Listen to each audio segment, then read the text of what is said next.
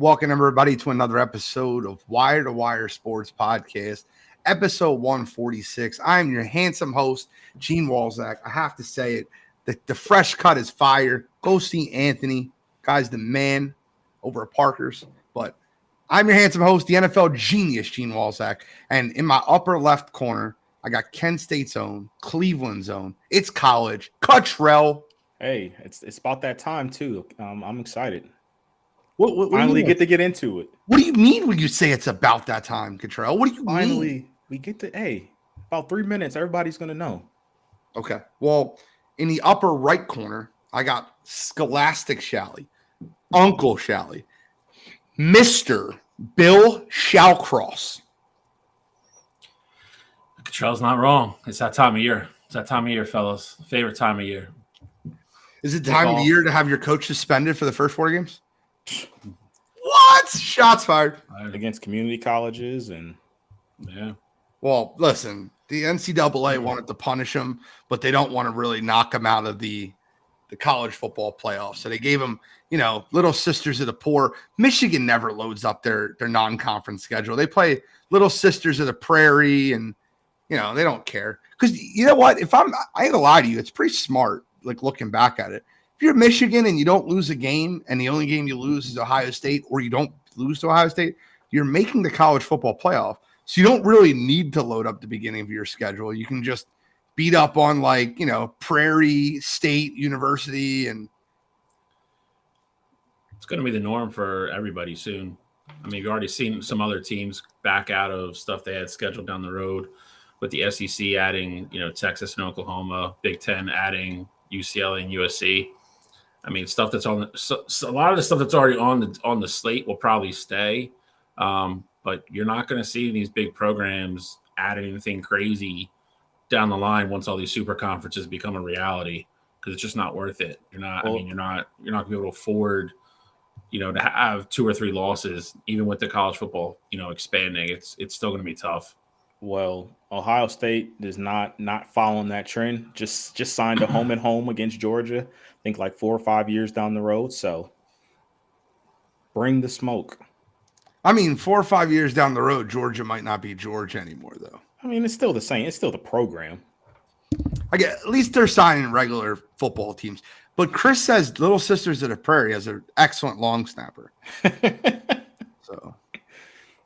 All right. So we got a lot to get into tonight. We're going to talk about NCAA college football. We're going to do our conference breakdown. We do one each week until the start of college football season. Tonight is the ACC. We talk about the Clemsons, the Florida States, the Pitt. We got a bunch of schools to talk about tonight. But I have a feeling, just a small one, a smidgen of a feeling, that we might have the same 2 teams in the conference championship. Are you going against the grain, Cottrell? I am. You are out of your mind. It's okay. We'll talk about that. But we got a lot to get into. We also have NFL. Saquon Barkley signed a ridiculous, dumb contract with the Giants. He basically got an extra $1 million if he goes for 1,300 yards. But then they can franchise him again next year. What a terrible idea. We'll talk about that. We'll talk about NFL, the HOGS. We got the lineman list this week. I guarantee you that our lists are ridiculously different this week. I didn't see them. Cottrell will tell you later, but I know our lists are different. I left off 2 of the greatest offensive linemen in the game. They're not even on my list. If you're a first-team All-Pro, you don't make my top 10. I don't care. We'll talk about it. We also got some UFC 291, one of the best fights we watched in the last 5 years. Justin Gaethje, Dustin Poirier. We're going to watch the second version of that. I can't wait to see that. There's also a couple other good fights on that card.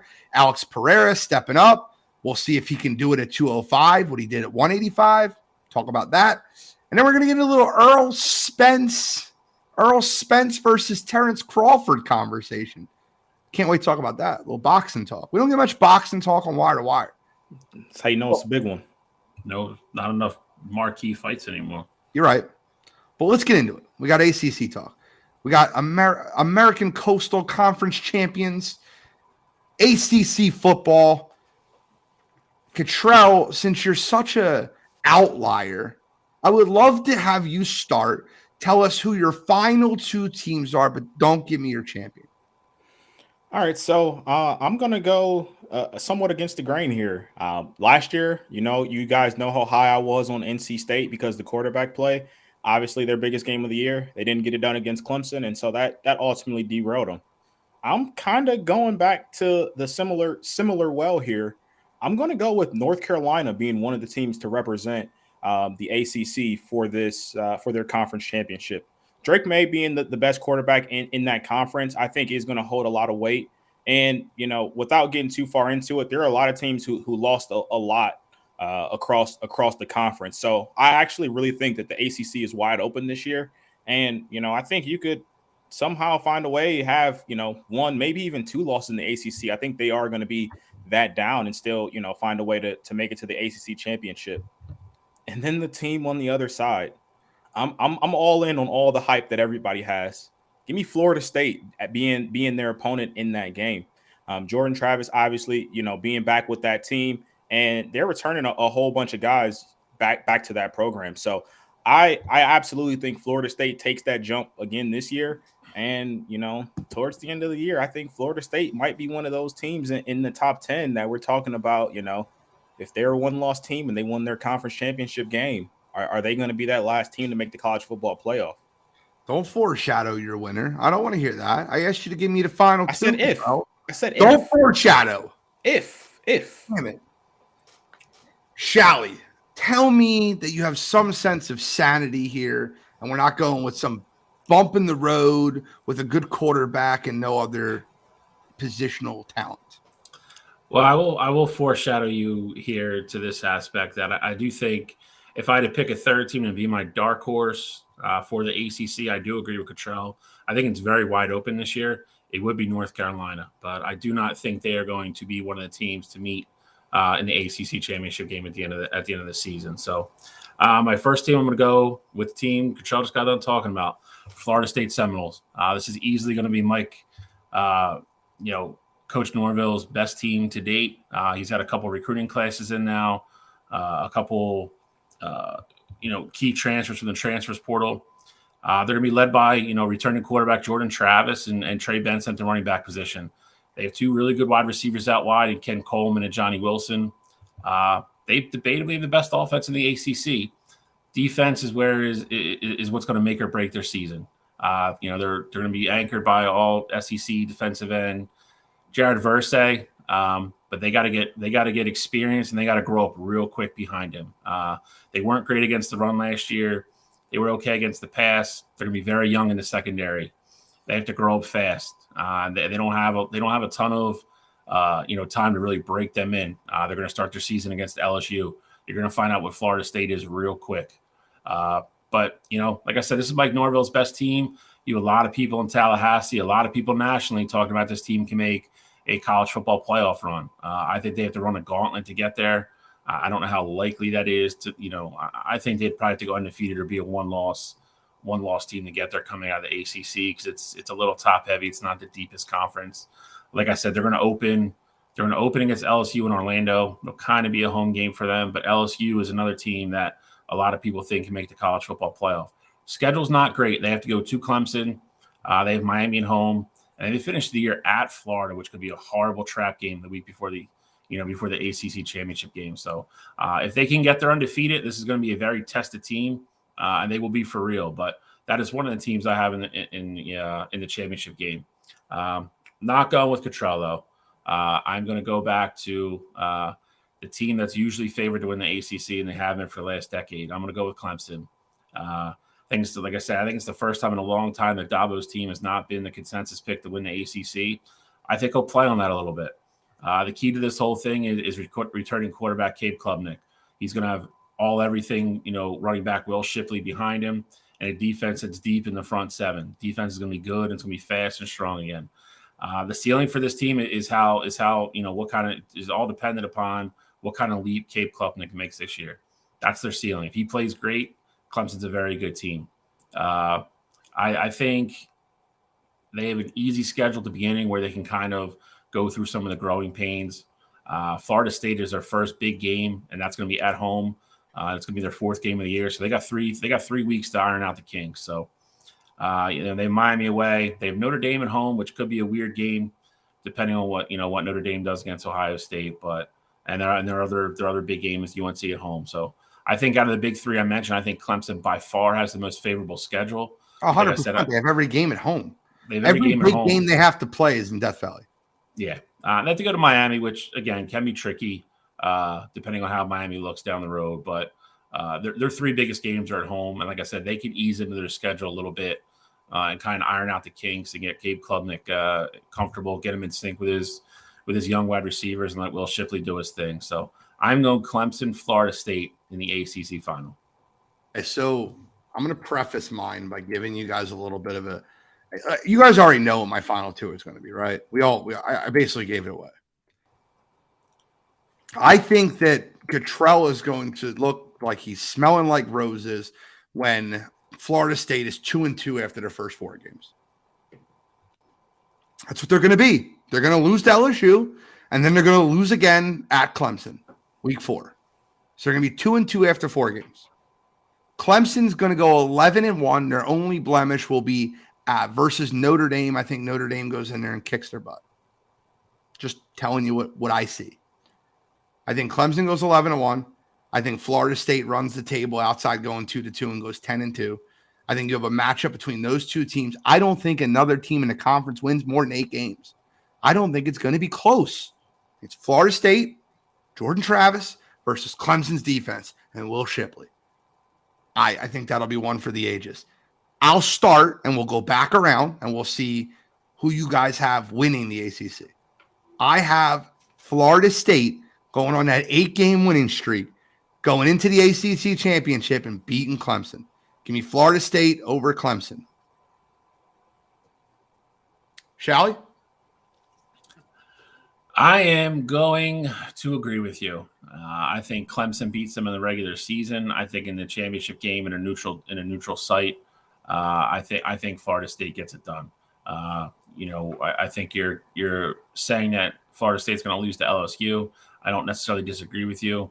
It's not going to go against them in the ACC. It's going to be a non-conference game. Yeah. So I agree. I think as much as I like Clemson's defense versus Florida State, I think if you can put any kind of, containment on Will Shipley, I have to see how Clemson's going to look with these new wide receivers and a newer quarterback to have any kind of confidence in them at that point. But I do agree. I think it's a very good game. I think it's a close game. I think Florida State wins by like 3 or 4 points. Wouldn't be shocked if Clemson wins, but I'm going with Florida State. Look, I understand where you guys are coming from. I'll put my prediction out there, and I do want to have a little rebuttal here, but I'm taking Florida State as well. I just think Florida State is, the most balanced team in this conference, and I think they're just in that position where they have the best trajectory.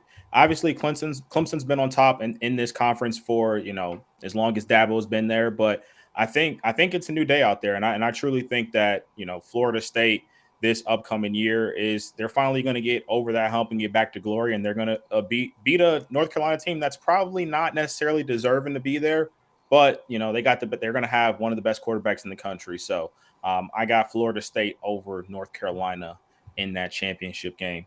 But as far as Clemson goes, and a lot of people, I know the consensus is Clemson, Florida State for the championship game. My biggest issue with Clemson right now is not only did they lose, two of their leaders on defense, because they always get those guys back.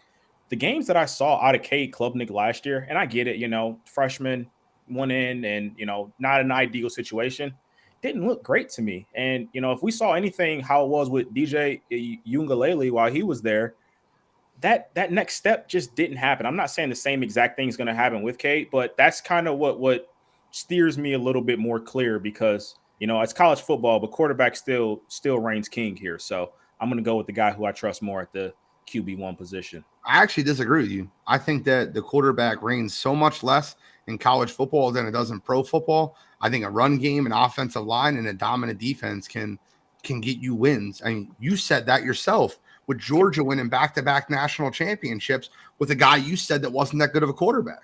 But I mean, I think there's a big difference though. Like Stetson Bennett. Stetson Bennett was a guy who wasn't going to go out there and lose you a game.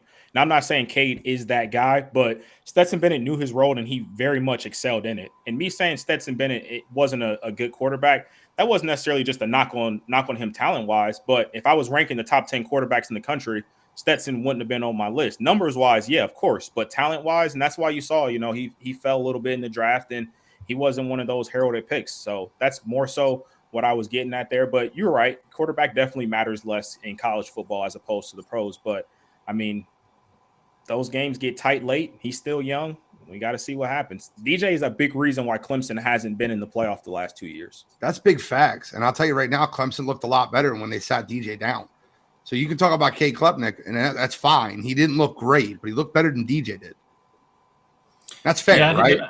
No, it is. And I think part of it was, I mean, I think, towards the end of the year when they finally just decided to go with Cade, it was once he started to get comfortable, you could see, you see the potential, you see the hype. It's all there. He's going to come in. He knows he's QB1 this year. There's not that DJ cloud hanging over the program or the QB battle or anything, like that. And, and again, if you're going to be real unbiased about it, you have to put a lot of struggles and the losses last year squarely on DJ's shoulders. I mean, he regressed, which was crazy. From his first start away at Notre Dame to what he ended up looking like when he left the program last year and transferred out is crazy.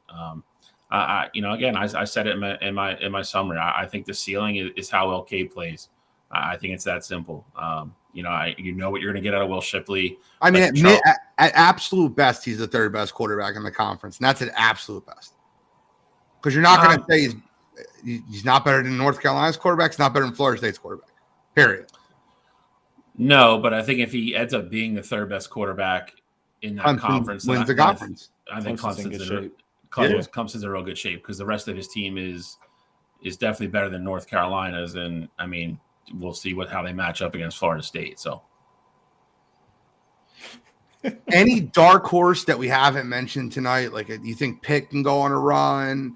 Any other? Do you think any of these teams can go on a run? If you had to pick one team that wasn't mentioned so far in the first three that has an opportunity to compete, I'm not saying to win the ACC, but be there near the end, somebody that could surprise, someone that stands out. Is there any team that you would want to talk about? Anyone you want to give a little bit of a shout out to? I mean, the obvious one is, we talked about North Carolina, who was my dark horse. I mean, Miami has the talent. I just don't know if Mario Cristobal is going to get them all to put it together at one time. They're very inconsistent, and I think that's one thing they have to fix. You saw them play in the middle of the year, and they looked great, and then they came down the stretch, and I mean, they can't remember who it was, but they were on their home field, and they got maybe it was Duke, and Duke just absolutely embarrassed them on their home field to end the season. NC State will probably beat somebody they shouldn't during the course of the year. They always do. They lost a lot though. I don't know. I think Pitt lost too much. I don't like where Pitt is. I think we all nailed at the beginning. I think it's a very 2.5 horse race, and I think there's a big drop, and I think it's a very down year for the ACC. Question, and you guys know a little bit more about this than I do. Is the ACC the first conference that went away from the winners in each conference play against each other? Because they went against it. I know I read that where the top two teams, no matter what conference they're in, play for the ACC title.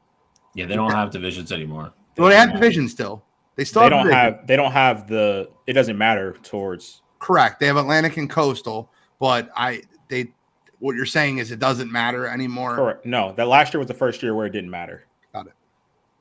Now, for me, in terms of like a sleeper pick, who I think could potentially just come out of nowhere, would be Louisville. Obviously, they lost Malik Cunningham last year, but if you look at ratings, they had the number one class in terms of the transfer portal going to Louisville. So I think if they can get a bunch of guys to just buy in, not necessarily, just go out there and just dominate every game, but if they can get those guys to buy in, they have a new coaching regime there as well.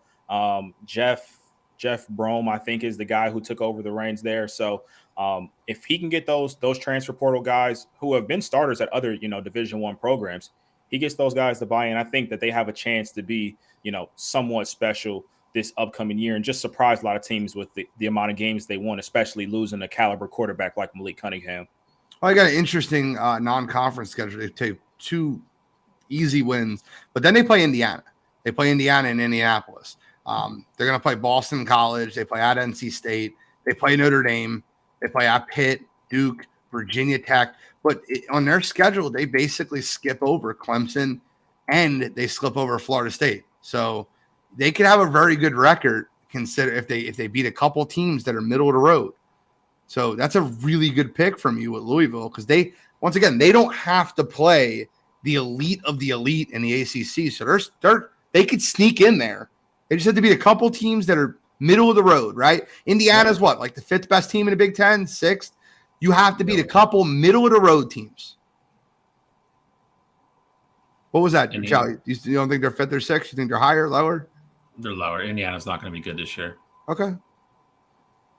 So, like, if Indiana's not going to be good this year, then we're talking about a team that has really 1 or 2 big games on their schedule. Like, they're going to lose to Notre Dame, right? We can agree Louisville's not going to beat Notre Dame. Yeah. They got to play at NC State, big game. We're not going to lie there.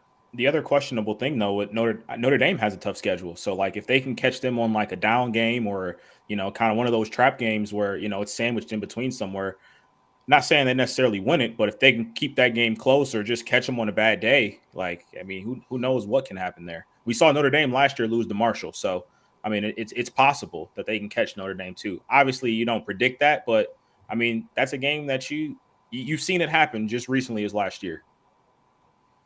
Okay. Any other ACC stuff before we move into the NFL? Got a huge slate today, guys. All right, let's move into the NFL. Saquon Barkley signed a contract that basically paid him $1 million if he runs for 1,300 yards above the franchise tag. He was getting paid 10.1 on the franchise tag. He signed an incentive-based contract that will pay him $11 million if he runs for 1,300 yards, which is no walk in the park. I mean, obviously, Saquon Barkley, if he stays healthy, should run for 1,300 yards, but it's not a walk in the park, right? And what he did by that was he basically put himself in a position to be able to be franchised again next year. I would have made sure I put that in my contract to say, hey, listen, if I sign this 1-year contract for $11 million, I want it in there that you guys can't franchise me next year. He didn't do that. So I don't know if there's like once again, I don't think this would happen because I think what ended up happening was I think that the Giants were just not budging. They were like, you're getting a franchise tag whether you like it or not. The Giants are being smart. The Giants are being very smart. Saquon Barkley? I don't know. These guys the running backs just had a Zoom call recently, and they talked about, running back pay. Saquon Barkley got off that Zoom call, and I guess he felt like, I'm not getting more than $11 million and signed that contract. What are your thoughts on the Saquon Barkley contract signing? I think for me, the one thing, because on the surface, it just seems dumb. I mean, I don't know, just keep it blunt. Like, it just seems dumb. So I'm almost wondering if on that call they had some sort of meeting, that they have a plan in place where next year and next offseason, something's going to be different. And that's why he didn't want to sign a longer deal or keep holding out, waiting for something better. You couldn't sign a longer deal. You cannot. Once you sign, I know the date passed. Yeah, correct. Yeah. But I'm just saying, like, I feel like there's something behind the scenes that these running backs have been working on, and some sort of language in there, because it makes no sense not to include that as a clause. Because I mean, that seems as easy as possible. Like, you get a guy off the street that's played football and understand how franchise tag works. You think it'd be pretty common knowledge to say, I want to put a clause in here that I can't be tagged again next year. You just saw Aaron Rodgers re-sign a deal, and he put all types of language in that contract, no trade clause, no franchise tag, things like that. So it's pretty easy for, these agents to work out things like that. So I feel like there has to be something behind the scenes, because on the surface, this move makes absolutely no sense. Because if I'm Saquon, I was thinking that in this situation, I get it. The running backs haven't been paid how they should, recently, which is, regardless of how you stand on it, it is what it is. I think if Saquon would have sat out, let's say the first 3-4 games of the season, and the Giants are, 0-3, maybe, 1-3, something like that, I think Saquon's in a position like, hey, give me my money, put that no franchise tag on it, and we're going to work out something because I'm valuable to this team. But that wasn't the case, and time wasn't an issue, so I don't know why he signed the deal. I'm confused by it on the surface. I felt like he held all the cards before before you go. I felt like Saquon held all the cards in New York. The contract and the conversations were around the Giants not paying Saquon. He had all the win. The fans were behind him in New York. They wanted him to be paid. The Giants were looking like they were not smelling great in this situation. You look at, they just signed that huge contract to Daniel Jones. They need Saquon on the field. They need him. If he's not on the field, they're paying Daniel Jones $45 million to go 4-13. Yep. Like, let's call a spade a spade. Shall, your thoughts on this? When Saquon appeared to hold all the cards, he signed a contract that I felt like, and if you're going to sign a 1-year contract, why not sign him for $15 million? So, yep, something crazy.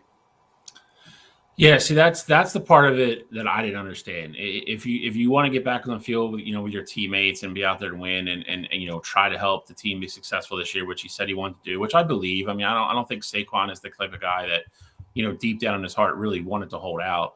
I do slightly disagree with him holding on the cards. I think the Giants had way more leverage than he would like to lead on, and that's part of the reason why they didn't budge, because they didn't have to. If he doesn't sign the franchise and sits out all year, they don't pay him, and we just go back through this again next year. He doesn't get credit for the year. So it would just became a mess. Would they have sucked this year? Yeah, probably. And I do agree they would have caught hell, if the Giants sit there and go 4-13 and, you pay Daniel Jones, but you won't pay the best player on your team. That gets ugly from a media perspective. But, in regards to holding the cards and, who had leverage and who had this, I think it was a lot closer than people want to lead on. I'm shocked at the franchise tag being in the language as well. That's mind-boggling to me. Like, you had the power to completely avoid this next year and either be, hey, either you're going to pay me next year or I'm an unrestricted free agent and I go somewhere where somebody's going to pay me. To be able to give the Giants the power to do this again next year is nuts. Well, Chris said this right here. He said maybe there's a gentleman's agreement that they won't tag him next season. The reason I completely disagree with that is, why wouldn't they just put that in the language of the contract then? Fact. Just take it out. Gentleman's agreements is nothing more than that. It's like, hey, I'll take care of you. There's nothing legally binding there. There's nothing, anything. I mean, Giants are going to do what's best for them. So if they come up against it next year and they can't agree on a deal, they're just going to tag them again. And we're going to go through this whole damn thing again. I thought it was a lot of posturing from Saquon. I agree at the end of the day. I think he did what he had to do to get on the field and play with his teammates. I think it does look a little bit like a sellout after, you're on TV and you're talking tough and, you organize this meeting with all the other running backs. And then, like you said, he gets off the Zoom call and he signs the deal. Well, he was on it. He was one of the main focal points of it. But, and then you get off that call and, 3 hours later, you're signing a deal at midnight with your agent that leaves kind of pretty much anybody, with any kind of NFL sense kind of scratching their head.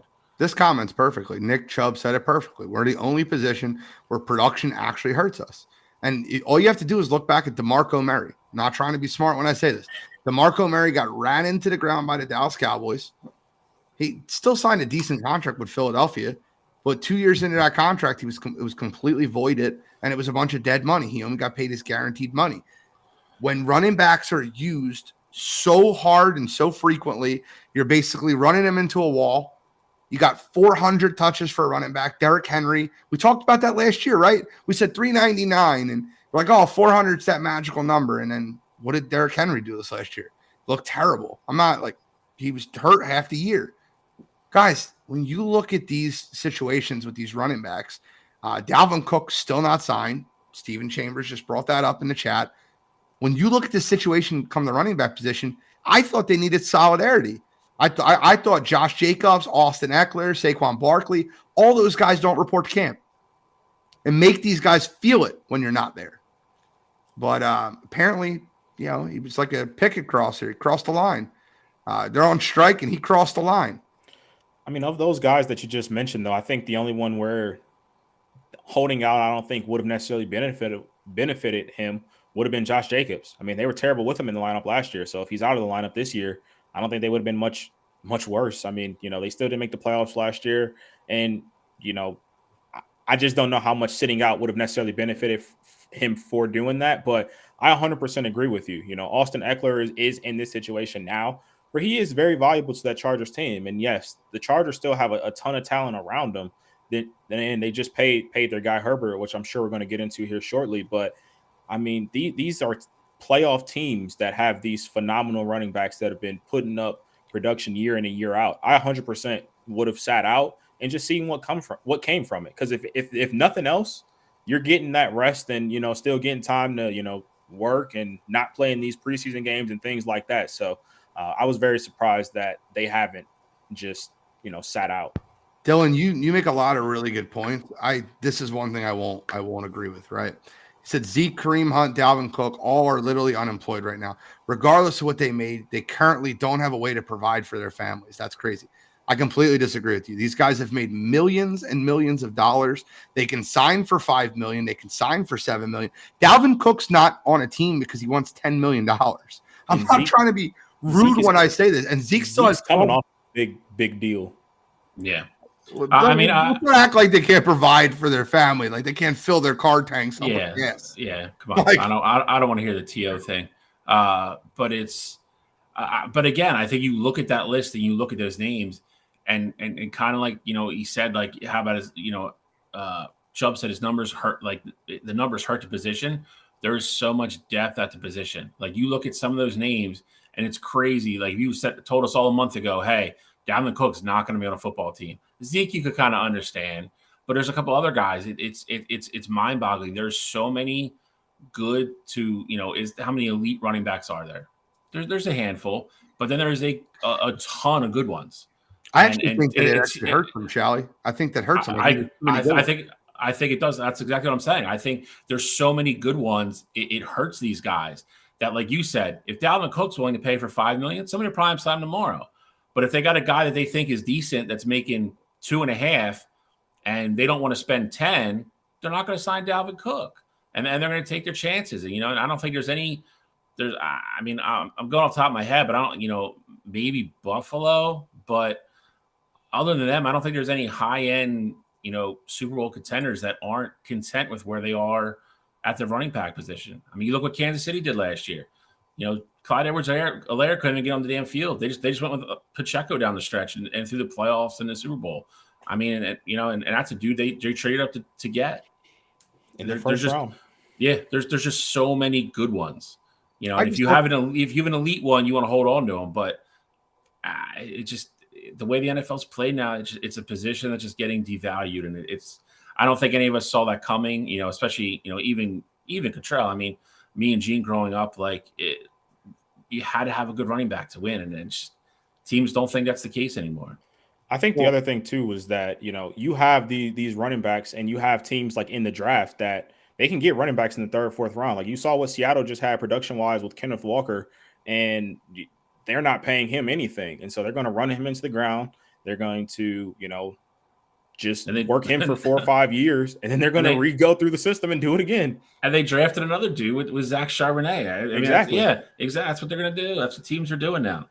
It's there's just too many. There's just so many bad contracts, right? And there's so many terrible contracts to go around.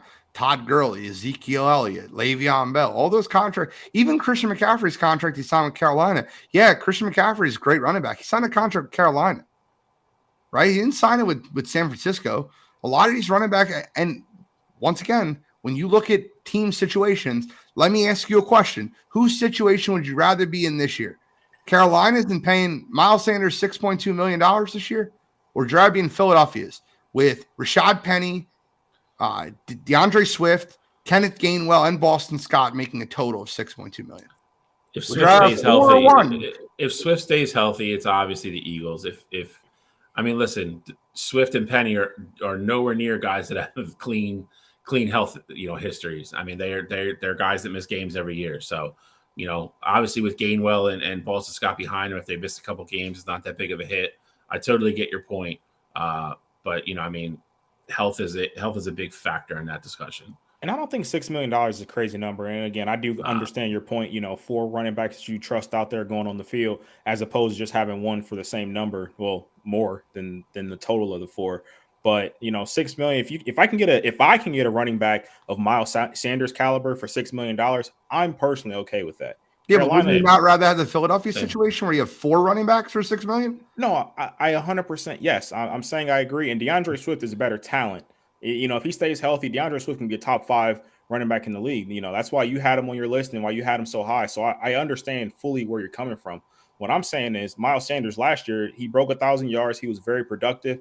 And if I can get a running back who I can trust to do that year in and year out at $6 million, I'm okay with that number. The problem is guys like Saquon and, Josh Jacobs and Austin Eckler, they're worth more than that $6 million. And that's where these issues come in. If they were asking for $6 million, they all be signed right now.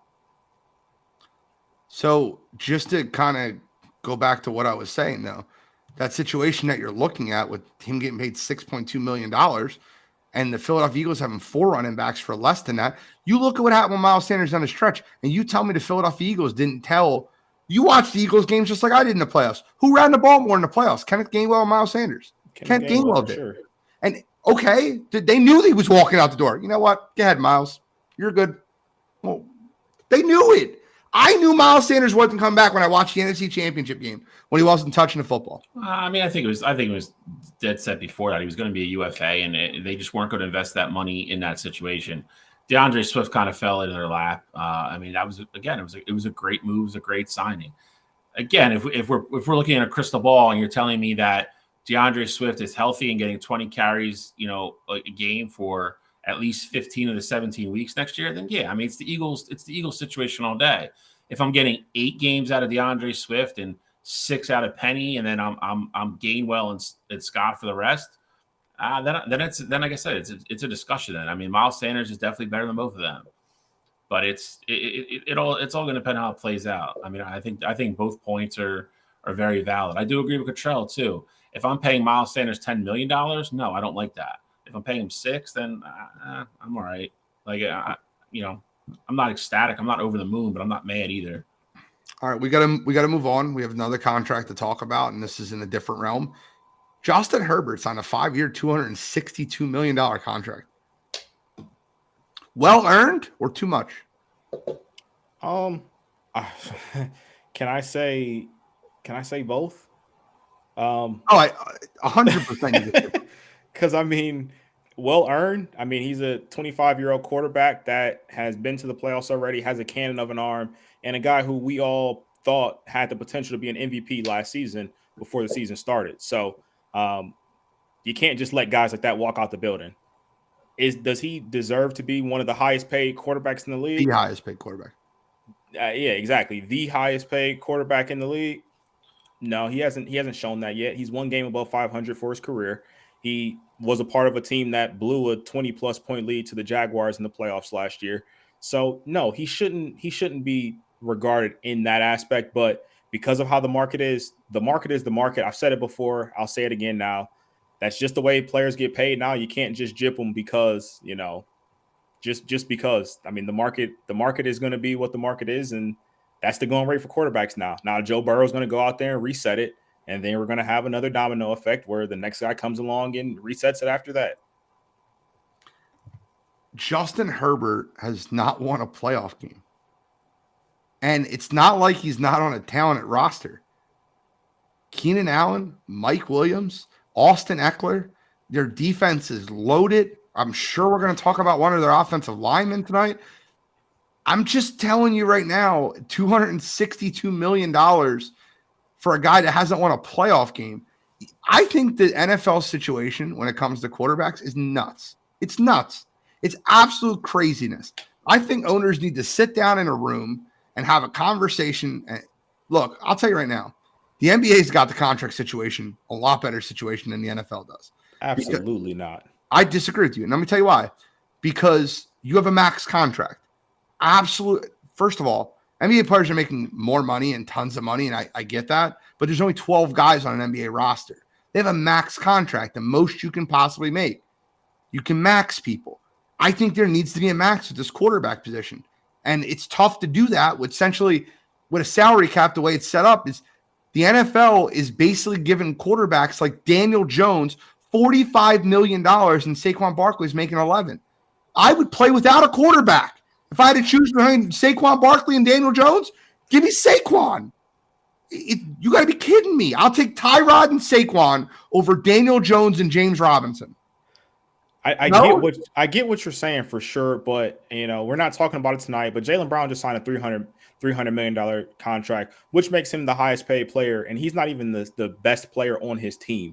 So that's why I say I don't think NFL has it necessarily worse than what the NBA does. Because even if they did have this max contract in the NFL, it's going to get raised every year because of the TV deals and things like that anyway. So you're still going to be seeing these huge deals and things like that regardless. So, I mean, I don't think necessarily having the max is going to benefit the owners or anything like that. Maybe a positional max? Yeah, but I mean, the number's still going to climb every year. Like next year, the salary cap's going to take a little bit of a dive down, but then the year after that, the cap number is going to be insane. So it just really depends. To that point, though, these contracts are going to keep going up. They're always going to, and they're going to keep going up higher and faster than what the salary cap's going to. The NBA gets away with it because they don't have a hard cap. You just go into luxury taxing and pay it. Jaylen Brown, for instance, is going to make almost $70 million his last year if he plays that contract out. That's ridiculous. Sorry. Like that's just crazy. That's the way it's set up. These guys are going to get paid. I'm not hating on anybody, but if we're to talk about it and, call a spade, $70 million, he's only making $1 million a game and they play 81 games a year. Like that's nuts to me. As far as Herbert, listen, I think he's, I think all the things we've already said is correct. I still think he's a franchise quarterback. He's still a top 5-6 quarterback in the league. You can't let him walk out. You talked about Keenan Allen, missed a bunch of time last year. Mike Williams missed a bunch of time. The guy we're going to talk about on the O-line missed a bunch of time. They had 2 or 3 starters in their defense that didn't play down last year or played 1.5 games. He doesn't play defense. I'm not saying he played well in that Jacksonville game by any means. He's still a franchise quarterback. He's 25 years old. We just kind of went over it all, too. It's the going rate for quarterbacks. He's going to be the highest paid for probably about 3 or 4 days until Joe Burrow, puts pen to paper and he's going to break all the records, too. So, it's just that's the cycle we're on right now. I'm glad that the better quarterback between the two will end up getting paid more. The guy that's been to a Super Bowl, the guy that's won playoff games. But I mean, I think the other thing too, though, and Big Time said he hasn't won his division yet, which is, I mean, he's playing with the best quarterback in the NFL in his division. Like that's not entirely his fault. But I think the other thing too, we saw what Trevor Lawrence. One game over 500. No, again, hey, I don't care about who his quarterbacks in the division is. He mentioned the division. That's what I was referring to specifically. But we're sitting here and we're talking about Justin Herbert. We saw what Trevor Lawrence was like when he had Urban Meyer. And now I'm not saying Brandon Staley's like Urban Meyer, but we've been saying he should have been fired. The past year, we've all been in agreement on that. So that's a Chargers problem, though. Yeah, exactly. But I'm saying if you bring in a guy, not Doug Peterson's they don't go on trees. But if you bring in a guy that can elevate Justin Herbert's game to that next level, you saw the step Trevor Lawrence took, and he's going to be a guy 2-3 years down the road that's going to be breaking records in terms of money. And so why not trust Justin Herbert? You give him another year with Staley, and if it doesn't work, then you get in the guy who takes Herbert's career to the next level. Guess we'll see. Let's get into our offensive lineman list. Got a lot to talk about here. No guys. I love that. Look at Homer Simpson. I love it. Homer Simpson, look at your number 4. What are you? I don't want to hear Homer from you the rest of the season. My number 4 is an absolute stud. Guy's an athletic genius. I don't know how he's not on Shalley's list. Because Shalley was objective. No. I can't wait to talk about these lists. This is fun. Number 4 is insane. You can say what you want to say. I'm telling you how good he's going to be this year. Projections list, right?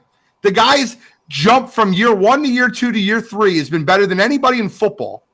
All I'm saying is, if anybody has been the homer for these lists, we've seen Nakobe Dean on these lists. We've seen James Bradbury on the list, and now we see James Bradbury deserves to be on the list. Hey, your words last year were, I don't have any number 2 corners on my list. When I had Asante Samuel on my list. And so I don't want to hear it. At least we all got Trent Williams number 1. Somebody doesn't have Zach Martin on his list. Wow. That's interesting. It's because he's a Cowboy. If he was an Eagle, he'd be 1. All right, well, let's get into it. Well, my number 10, I'll start off with the young guy out of Minnesota, Christian Darrisaw. I mean, he's been incredible his first few years in Minnesota, and I think nothing's going to change. Nothing's going to change there. I think he's really starting to get more shine because the Vikings have been winning more. He has quarterback that's, reliable, knows what he's doing back there, and Kirk might lose you a game, but you know what you're getting out of Kirk, and I think he makes Christian's job easier. So I like Darrisaw coming in at 10. I think he has another Pro Bowl caliber year. What are you talking about? No love for Sewell. He's on 2 of our lists. He's on all 3 of our lists. What are you talking about? Yeah, I'm gonna talk about it right now. Penei Sewell. No love for Sewell. What are we doing? I got him at 6. I don't know how much love you want for him. He's on every damn list. You want number 1? No. Yeah, that ain't gonna happen. Penei Sewell, a little bit of an injury bug. I think Detroit made a smart move last year and finally put him back to his natural position at right tackle. I think he has another great year. Kid's only 22. He's just going to continue to get better. I think he's really going to settle in there. He's going to become, the stalwart of that offensive line, be the guy that plays in Detroit forever. And it's, again, I think he's going to be a very good player on a team that I think, has a legit shot to win that division this year. So I have Penei Sewell number 10. Again, a young guy, still getting better, nowhere near his ceiling yet. I think next year he's even higher on the list. I got Tristan Wirfs number 10. This is so interesting. Shelly's got him 4, and Control doesn't have him on his list. I got him 10. Tristan Wirfs is a very, very good offensive lineman for the Tampa Bay Buccaneers. Their team stinks. The only thing you got to worry about with him is if he's just going to pretend hurt and not play this year because Tampa Bay sucks. But Tristan Wirfs is an absolute stud. You've seen what happened with their offensive line last year when he went down. So Tristan Wirfs is my number 10. My number 9 is the second best center in football, and that's Creed Humphrey. Creed Humphrey on the Kansas State Chiefs is absolute stud. Guy does everything right. He pulls right. He's great at pass protection. He's even better at run blocking. The second best center in football, Creed Humphrey. That's my number 9. Gene, before you get into your number 9, I think it's funny. You talked about Tristan Wirfs there. So my number 4, Shally doesn't have on his list. Shally's number 4, I don't have on my list. And Gene, your number 4, neither one of us have on our list. So we're going to be we're either going to be really right or really wrong on these guys. The thing about offensive linemen, though, you can't be that right or that wrong. There's 35 of them that are good in the NFL. It's just what you think is going to be. And there's a reason I have Zach Martin on my list. Before you guys go, I might as well give that out now. I don't think Zach Martin's going to play. I think he's going to hold out for 4 to 5 weeks for Dallas. And if Zach Martin does play, I think anytime he tweaks something, I'm not playing this week. So it's not a Zach Martin skill thing or a positional thing. It's a Zach Martin, I don't think he's going to play thing. I think he's going to get pissed off the contracts and the non-loyalty that they have for him, not paying him. And I think that he doesn't remain on this list because I think when you play 10 games, you can't be on the list. I agree with that. That's why don't have him on my list. I'm not saying he's not top 10. It's 100% top 10. 100%. Just like Quentin Nelson. I don't have him on my list. Quentin Nelson's 100% top 10. But Quentin Nelson had a terrible year last year. We're going to talk about that. We're going to ignore that. And then they got a running quarterback when in his entire career he's played with stationary quarterbacks. It's a totally different thing. I don't know how Quentin Nelson's going to look with a quarterback doesn't have to throw the football. You throw the football better than him. I don't know. So I don't have him on my list. That's the exact reason why I don't have Quentin Nelson either. Exactly what you said. I mean, different scheme, different regime, different QB back there. I just think, and with him having as bad of a year as he did last year, I just don't know where he's going to be at. But I just wanted to get that out before we kept going because I thought it was funny. It's the fun debate list. Like, guys, this is one of those lists. I don't care if we go like round the table or snake draft. It doesn't matter. Right? There's great linemen all over this list. You guys can crap on me having Jordan Mailata 4. I promise I'll get into why I have him there. But it's okay because there's 30 good offensive linemen in football. 30 of them. Go ahead, Charlie. So for number 9, I got the guy we were just kind of vaguely talking about a couple minutes ago, Rashawn Slater from the Los Angeles Chargers. Missed 14 games this year with torn biceps. He's going to settle back in left tackle. Another kid, kind of just like Penei Sewell, continue to get better. Nowhere near his ceiling yet. You look at Justin Herbert's numbers when he plays versus when he doesn't play. That'll just tell you, just they jump off the page. How much better Herbert is when he's playing versus when he's not. It's all the proof you need to see Rashawn Slater's impact on the game with the Chargers. Herbert's QBR is 18 points higher when he plays versus when he doesn't. Again, if he stays healthy, young guy, continues to move up, high ceiling. Love everything about him. I just think some of the guys ahead of him are just or more cemented in what they do and have done it longer. That's all. And I love Rashawn Slater too. Rashawn Slater probably would have been my number 11. I completely agree with you, Sally. Number 9 for me though, Joe Bitonio, guard, Cleveland, first team All-Pro last year. He was one of the best guards in football. If it wasn't for Zach Martin, he would have been the best guard in football last year.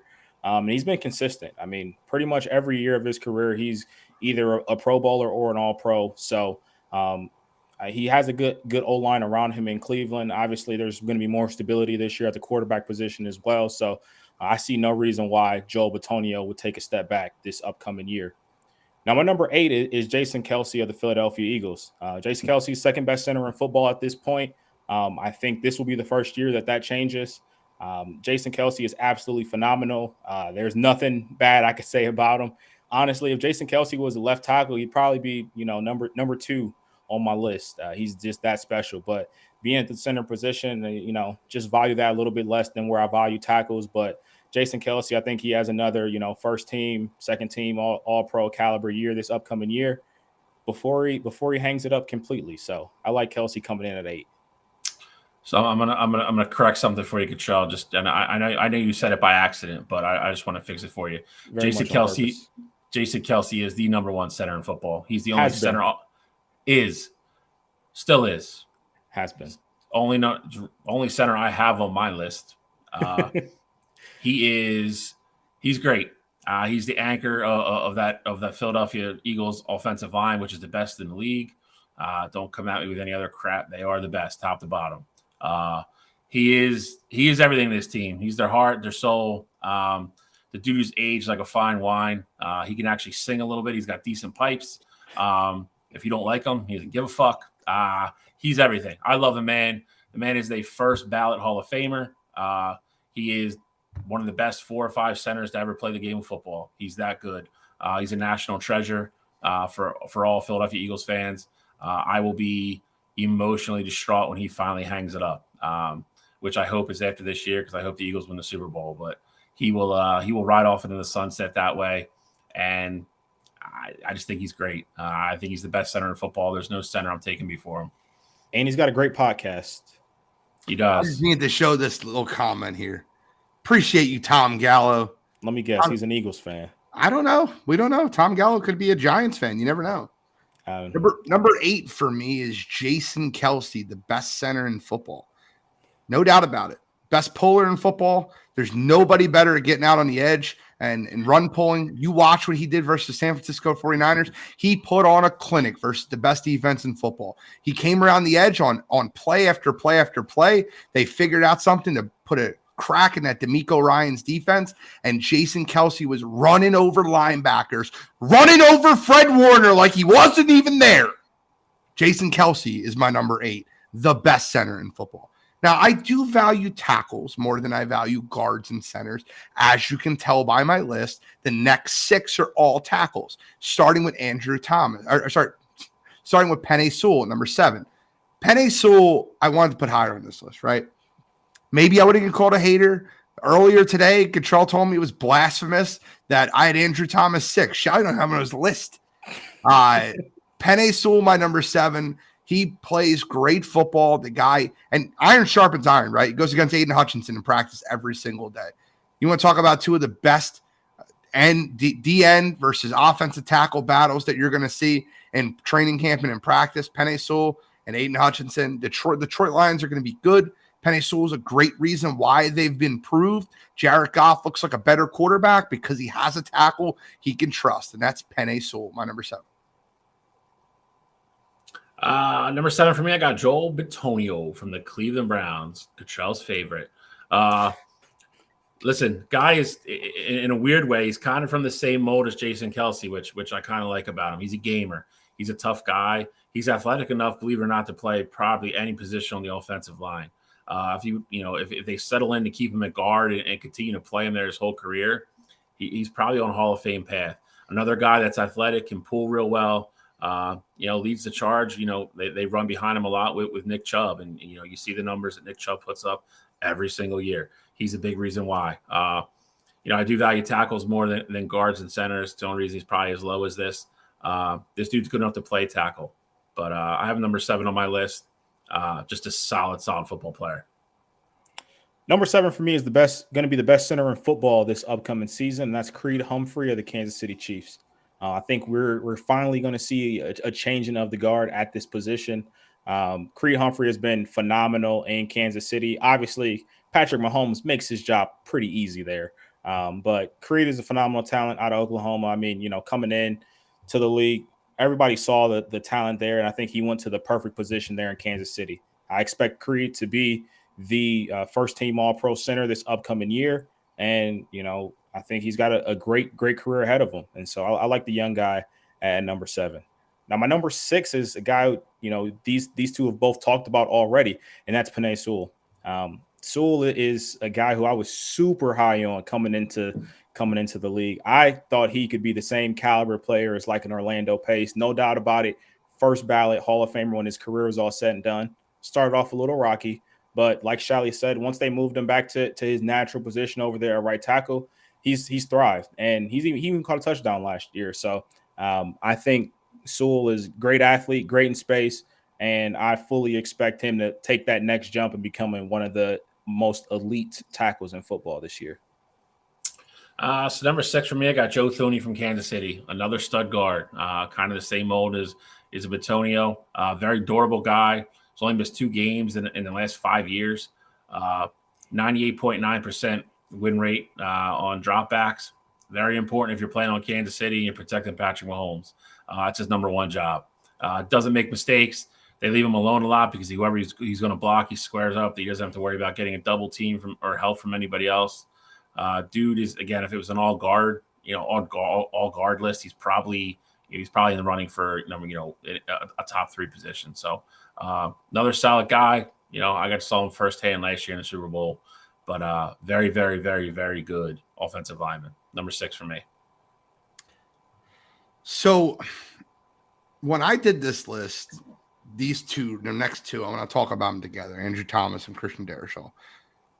Andrew Thomas was awful to start his career, and last year he was the second best tackle in football. I don't know where he's going to land. I think that last year the Giants played a very cupcake schedule, just like the Eagles and just like the Cowboys did. They didn't see that meant Chase Young was out the whole year, so they didn't get to see him. The Philadelphia Eagles ate him alive. That's where most of his sacks came from last year. But Andrew Thomas and Christian Darrisaw graded out at 89.9 and 90.3 on PFF. Christian Darrisaw just edged Andrew Thomas. That's how I made my decision between 6 and 5. They both allowed Andrew Thomas allowed 3 sacks last year. He had 6 penalties. Christian Darrisaw allowed 5 sacks last year. He had 2 penalties. They're both really good, right? I don't want to. I'm splitting hairs, right? But we're projecting what happens this year. The Giants have to play a brutal schedule, just like the Eagles and Cowboys do. I project that Christian Darrisaw has a little bit better season than Andrew Thomas, but not by much. That's my number 6 and my number 5. So number 5 for me, I got Philadelphia Eagle Lane Johnson, right tackle, best right tackle in football. It's not even close. It is only reason I have number 5 is he's going to be 34 this year. Health has been an issue sometimes, but he's on the field and he plays 15 games. He's been all pro 2 of the last 3 years.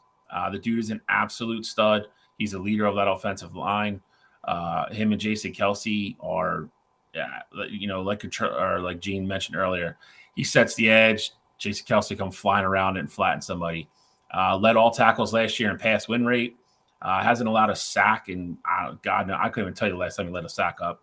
Since Nam. Yeah, it might be since Nam. But the dude the dude, when he's on the field and he's right, there's just nobody better. I love watching the guy play. I'm a little bit, lucky that he is an Eagle. I get to watch him play every week of the season. The dude's an absolute force. Just keeps getting better. He's number 5 on my list just simply because he plays right tackle. He played left tackle. He might be number 1. My number 5 is Laramie Tunsil. Laramie Tunsil, the guy who's super talented. I mean, him being in Houston now, he has a quarterback behind him in CJ Stroud, who, regardless of if he starts, the beginning of the season or, towards the middle of the season, I think that's going to be a combination that you will get used to seeing. And Laramie Tunsil has gotten his money at this point, and he's deservedly done it. I know Houston hasn't been very good these past few years, but he's done his job. And that's one of the nice things about the O-line position is because you can be on a bad team, but if you're doing your job, you're still looked at like, hey, I didn't give up any sacks, things like that. And when you don't hear your name called, you're doing the right thing. And Laramie Tunsil was one of those guys. He had that scare at the draft where teams were, scared of picking him because of the whole gas mask things like that. But he's rebounding from that fine, and he's turned into one of the best left tackles in football. So I like Laramie Tunsil this year as well, and I think he continues on that ascension. My number 4 is the guy who Gene just talked about, Andrew Thomas. Andrew Thomas was the second best left tackle in football last year, and you could talk about the guys who were in front of him, things like that, and the Giants having a weak schedule, but I don't care about any of that, to be honest. I mean, I think nothing's going to change with that team. Brian Dable's still there. Daniel Jones still the quarterback. So just off that alone, I don't think he has to worry about a scheme change or anything like that. He has his money behind him too. I think he can go out there and be as confident as he was last year. I think you're going to see another phenomenal year from him this upcoming year. So I like Andrew Thomas coming in at 4. When you say nothing's going to change, you do realize when you play better defenses, things could change, right? Yeah, but better defenses, but you're acting like just because the teams that they were playing were bad doesn't mean they have necessarily bad edge rushers. Like, yeah, they played the Cowboys. Michael Parsons out there. Dexter Lawrence on their side. So whatever you get, you're getting one of those guys. You mentioned the Eagles, and yes, he didn't have great games against the Eagles, but he was going against Hassan Reddick. On the other side, he was going up against Josh Sweat or whoever the Eagles threw out there that week. So, I mean, I think bad teams doesn't necessarily equal bad edge rushers, in my opinion. Okay. Number 4 for me, I have Tristan Wirfs from Tampa Bay. Now, admittedly, the one thing that gave me pause about putting him on the list is exactly what Gene mentioned earlier. I think blocking and playing hurt and blocking for the GOAT is a lot different than blocking for either Baker Mayfield or Kyle Trask. That part does concern me. If he stays on the field and he's healthy, the kid's elite. The only person that gave up less sacks than him last year at the tackle position was the guy I just talked about, Lane Johnson. Durability is always the question mark with him, which is a little bit alarming for a younger kid. He's only 24. I think he's going to play well this year. That's why I put him on the list at number 4. I have confidence in that. I think he's going to play well because I think he wants to get his next big contract and get the hell out of Tampa Bay because they're in the middle of what's going to be a very big rebuild. So I think he plays, gets his money, gets out. But I think he's a very talented player. He's great at pass blocking, better against the run than most people think. I have number 4.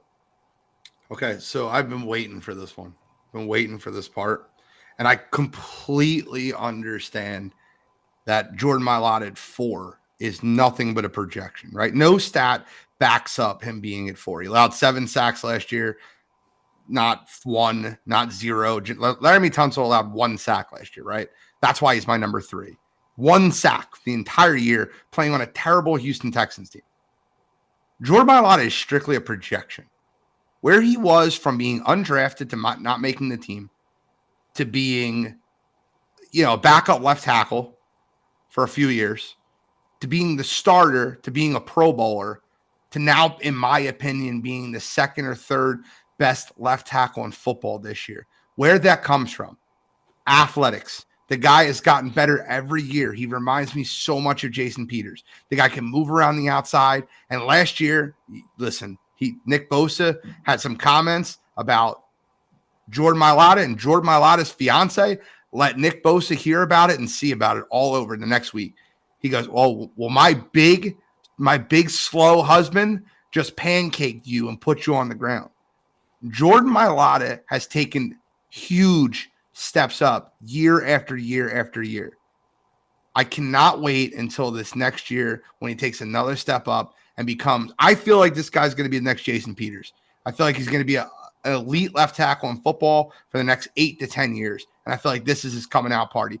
NFL.com just rated Jordan Mailata as the most underappreciated football player in the NFL. Just want to let that sink into you. Underappreciated football player in the NFL, Jordan Mailata. Laramie Tunsil's my number 3. The reason he's my number 3, he allowed 1 sack for Houston. They were terrible.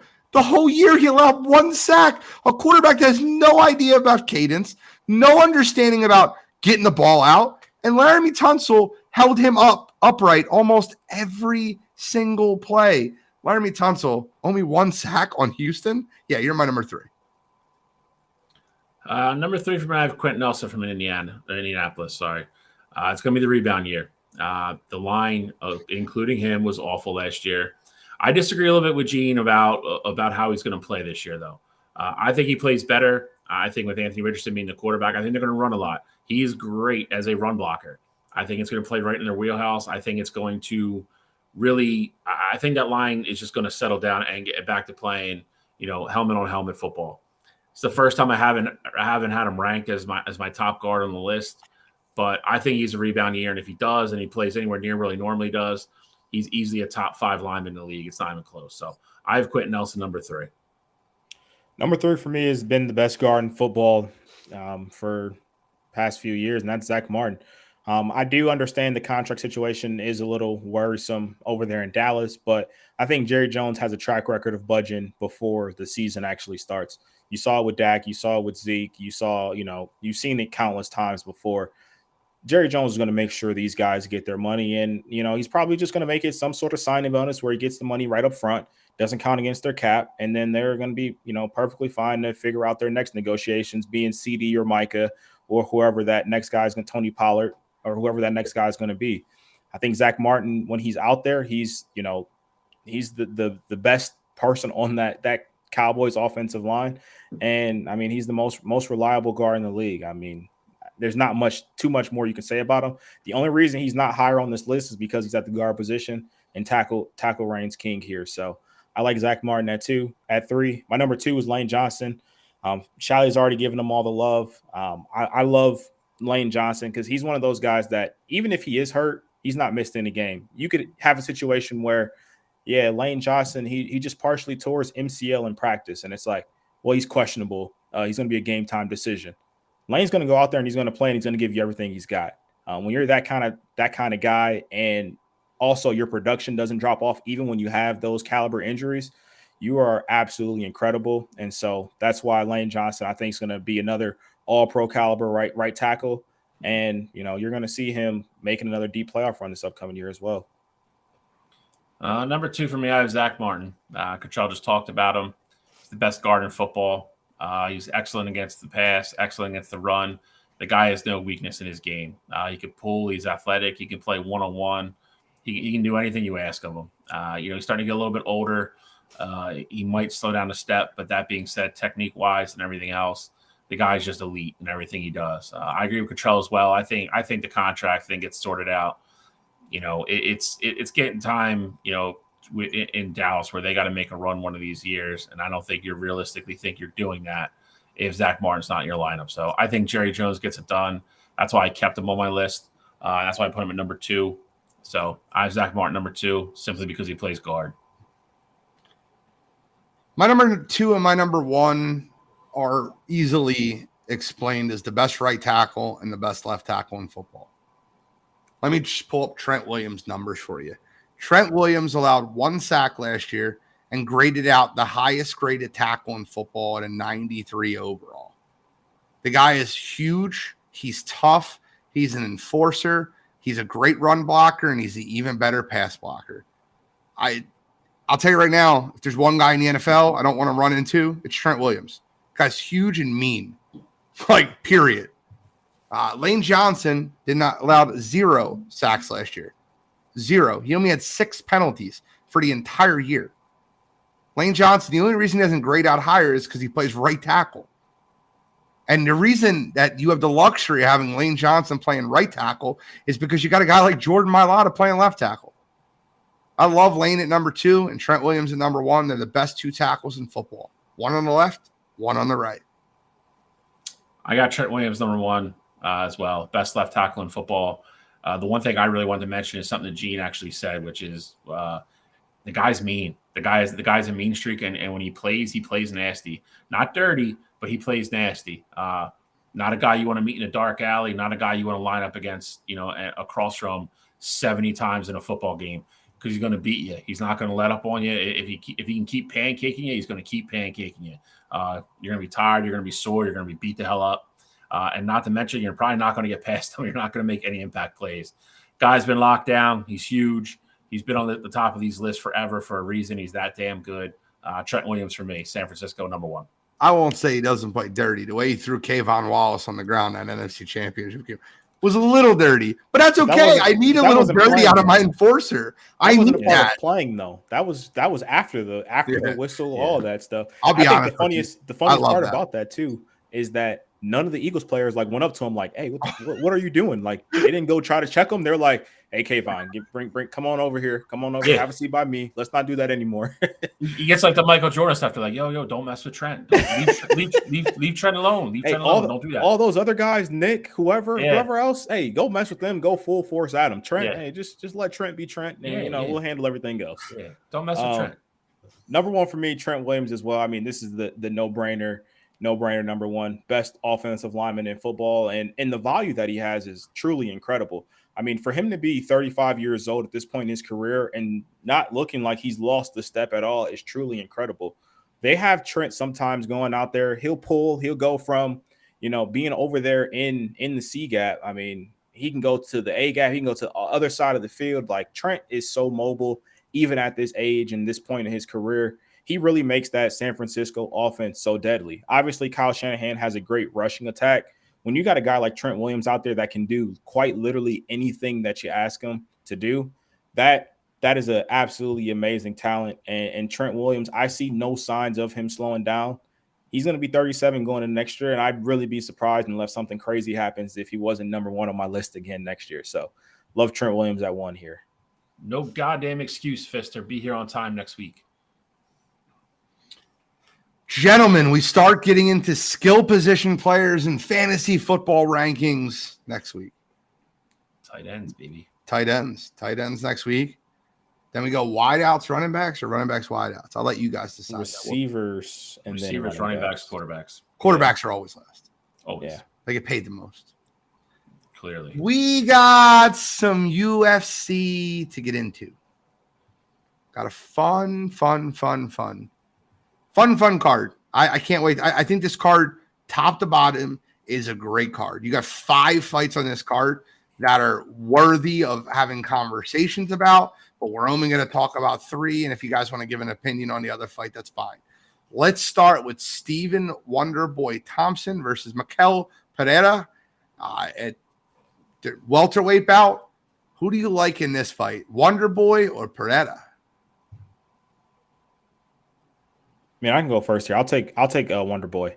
I like Wonder Boy. Obviously, I mean, he's been one of those guys. At this point, he's really the gatekeeper in that division. Like, he's not going to make another title run or anything like that. But he has been one of those elite talents. I think he has one more in the chamber. This is going to be a big fight for him, and I think he ultimately gets it done. I think it'll be a decision, but I think he wins 2-1, and I think his kickboxing reigns supreme in that one.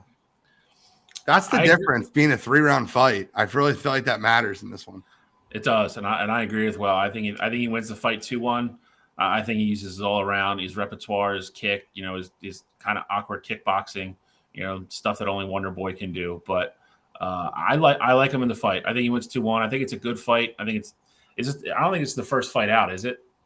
No. So the first 2 fights we didn't talk about. Michael Chiaz is fighting Kevin Holland. Tony Ferguson's fighting Bobby Green. I have thoughts on both those fights, and I'll get into those in a minute. But I kind of wanted to do the 3-2-1 thing, and then we'll talk about the rest of the card. I didn't think it was first. I was just double checking, but I like Wonder Boy too. I think it's a must win for him. If we're being completely honest, if he loses this, I think he goes further down the pecking order, and I don't know if he has that deep of a run in him left to get back to another title shot. So I think this is kind of a desperation, not desperation, but This is a big fight for him. He needs to win this to continue to move up and inch towards getting another title shot. So I like Wonder Boy to get it done. I'll tell you right now, that ain't happening. Wonder Boy has too far of a road to go. Well, I'm just saying. I agree with both of you guys. I think Wonder Boy wins the fight. I don't think he has any shot of getting back in the title. But I think the 3-round fight really helps Wonder Boy. I think he wins two rounds easily. He's a point fighter to begin with. He's very clean. His striking is good. His takedown defense is very good. I just don't see an avenue in which he loses the fight.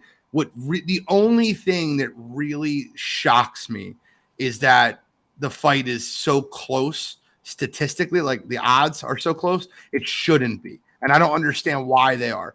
I would think Stephen Thompson would be more of a minus 240 than a minus 165. That's just my personal opinion, but maybe I'm missing something. But I like Wonder Boy in this fight. I guess before we go into the two headliners, I'll talk about this. Guys, I don't care if it's $25. I need a Huckabee. I need someone out there. Huckabee. You be my Huckabee. Go out there and put $25 on Tony Ferguson money line and Michael Chiesa money line as a two fight parlay, and put those two in a parlay and win money, because we're talking about Bobby Green, who has one way of winning a fight. Bobby Green, he's a minus 365 favorite. Are you out of your freaking mind? Give me Ferguson by decision. It's a 3-round fight. I'll take Tony Ferguson. I think that those odds are ridiculous. And, I get it. Tony Ferguson's fell off a little bit. I still think he wins that.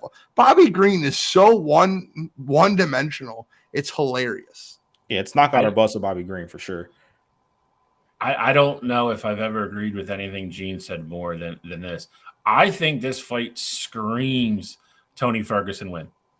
Again, I think Bobby Green's going to, if he can't knock him out, I mean, I hate to say it, but we've seen the beatings that Tony Ferguson can take. Tony Ferguson is such a better, well-rounded fighter. This isn't elite Tony Ferguson from 5 or 6 years ago. I think he's still way more than capable to win this fight. I think plus 265, you said? Yes. I think it's disrespectful. I think it's disrespectful to the man. I don't think anybody could say with certainty that Bobby Green's going to go in there and land a punch to end the fight. I love Tony Ferguson in that fight. Plus 285, my fault. Even better. Yeah. I'm with you. I do think Tony Ferguson wins that fight. Not even if he doesn't win it, those odds are insane. That if anything, that should be the fight that's the pick 'em. 135, 115, however way you want to put it. Because Tony Ferguson, I mean, yes, I get it. He hasn't won in a while, but come on, that's ludicrous. And then the other fight, I got Kevin Holland, and I'm so upset that you picked Michael Chiesa in that fight, Gene. Like, I don't know, and you were very confident in it as well. I get it. Kevin Holland went out there against Hamzat, didn't look great, but Kevin Holland at 170 has actually been pretty solid against, non-elite contenders in that weight class. I think Kevin Holland's going to go out there, he's going to put on a show, and he's going to win that fight, and he's going to do it rather easily. I don't think he does it rather easily. I think there's a problem, right? Michael Chiesa's fight, Sean Brady and Vicente Luque, his last two fights, right? They were losses. But he's got 11 submissions in his career. And Kevin Holland's terrible on the ground. He's awful. And I think Michael Chiesa takes him down, and for 2 rounds, he wins 2 rounds. Like, I think Kevin Holland won't stop him. And I think that Michael Chiesa will drag him down on the ground, and Kevin Holland does not have the skill to get up. Does that make sense? It does make sense, but I think the times that you've seen Kevin Holland struggle on the ground was when he was fighting guys who were bigger than him and that could just quite literally muscle him to the ground. Him moving down to 170, you haven't seen that as much. I think that's going to be the difference here. If they were fighting at 185 and, Michael Chiesa was that kind of guy to just, brute strength, get you down on the ground, hold you there, I think that would be different. But going down to 170, I don't think Kevin Holland is going to be just a guy who's going to get on the ground and not be able to get back up. Well, you're talking about when he came down to 170. He's only had 2 fights at 170. I know. He beat Ponzinibbio. Like, it wasn't like, and that was a very good fight. Kevin Holland knocked him out. He did look great, but Kevin Holland knocked him out. It was a 1-1 fight going in the 3rd round. But he looked great in that fight. Is my I get point. it. Like, I think him going like it's Ponzinibbio is a good top 10 fighter in that division. Right. I think Michael Chiesa takes him down, holds him down, and puts a couple submission attempts on him. I think he does enough to win 2 rounds. I think that the odds on that fight are really good. I think him and Tony Ferguson together is going to create you some really good odds. Let's get into the 2 main event cards. I have really strong feelings on both of these. It's really funny the way these line up, right? Jan Blachowicz is fighting Alex Pereira. I think that this is a really interesting fight to break down. So let's start with Shally. Shal, what do you think about Jan versus Blachowicz? Versus Pereira. I say Jan's fighting himself. That's going to be interesting. Me versus me opportunity. Fighting meself. The first thing and foremost, I think, look at is what Pereira is going to look like at 205. Not going to have to go through the cut. He's probably going to be the bigger guy in the cage. If not, it's going to be close. But it's, both these guys for the most part want to stand and bang. So, are we taking Pereira? I disagree completely. Well, all right. Well, let me finish. You can say what you want. Pereira, is more the knockout artist. He's going to sit there and throw the bombs. We've seen it against Izzy. We've seen it in all his other fights. Blachowicz is a little bit more measured, a little bit more technical. Could strike, has really good leg kicks. Not afraid to take the fight to the ground. I don't think it's going to go there. I could be wrong. That's clearly where Gene thinks it's going. But, I think it has a really good chance to be a really entertaining fight.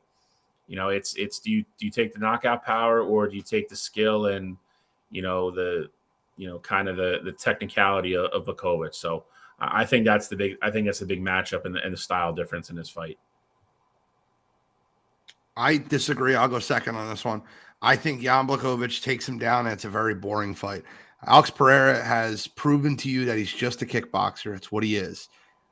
Izzy is a striker. He's basically got in there with striker after striker. Jan Blachowicz is a Brazilian BJJ guy that can, and you watch what he did to Izzy. He put him on the ground and held him on the ground. I think he does the same thing to Alex. Alex's big tree fall hard.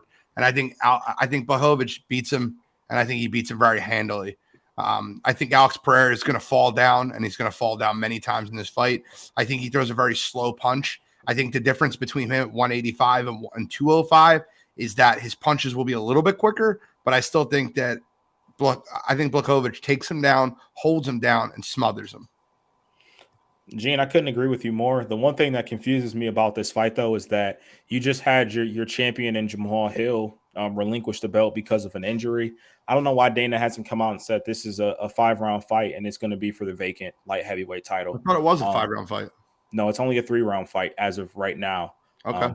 I don't know. But that'd be really unprofessional for them to switch it. Yeah, they can't switch it 3 days before the fight. They can't. And I understand that, but I'm just saying I don't know why Dana didn't. Jamal Hill dropped the belt 2 weeks ago. It was right after the last pay-per-view.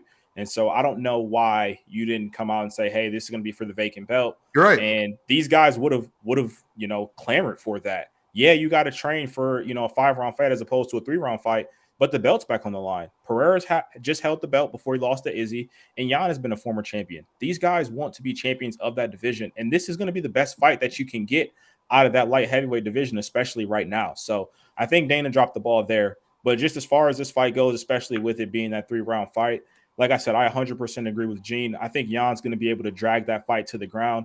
And with Pereira, you did see that he took down Izzy, one time in their last fight. But Jan is a different animal, and Jan is a bigger guy.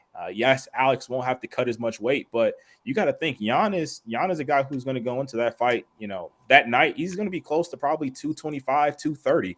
And so I think with his background and his ability to wrestle, I think he's going to have Pereira on the ground.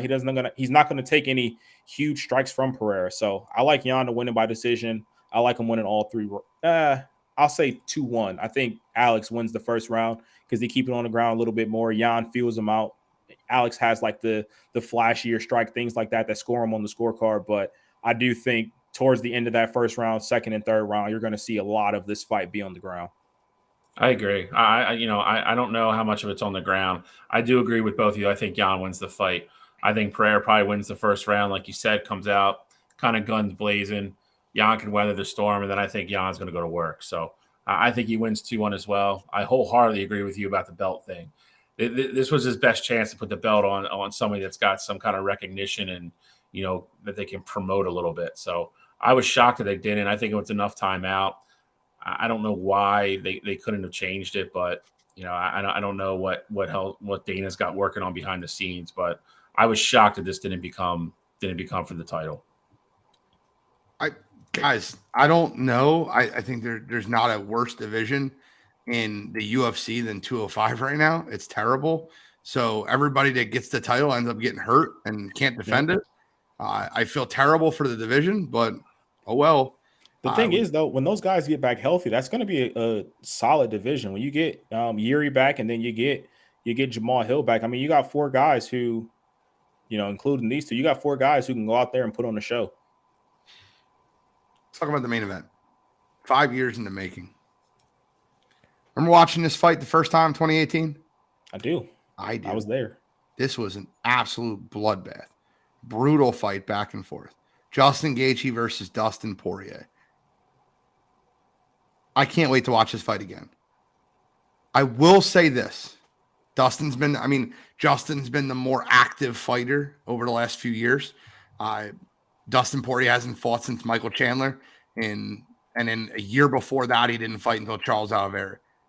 Justin Gaethje has fought a lot more over the last few years. And the one thing I learned about Justin Gaethje watching The Ultimate Fighter, this guy is so prepared. He's one of the most prepared fighters. He's a student in the game. I think in the second fight around, the second time around, I think Justin Gaethje gets him. I really believe it. I think Justin Gaethje won't stand there and try to knock him out. I think the diamond hits him with one solid, makes Gaethje a little stunned, but I think Gaethje does enough to win a 3-2 decision, and it's for the BMF, the vacant BMF title belt. But I think that Gaethje wins this one. I think it's a close decision, and I think you get everything that you're looking for. I think if Gaethje tries to stand and bang with him, like Chandler did and like he did the last time they fought, Dustin Poirier will outlast him and beat him in if you make it a straight brawl. I think everyone in Justin Gaethje's corner needs to be telling him the same thing. Do not stand and just try to punch with Dustin Poirier. Justin Gaethje is a much more well-rounded fighter. He can do everything. He can wrestle. He can get you on the ground. He's a lot more technical. Dustin Poirier just wants to beat you up. He just wants to swing. And Justin Gaethje can't fall into that trap. So I have Gaethje in this one in a 3-2 decision, but I think it's going to be an absolutely phenomenal fight.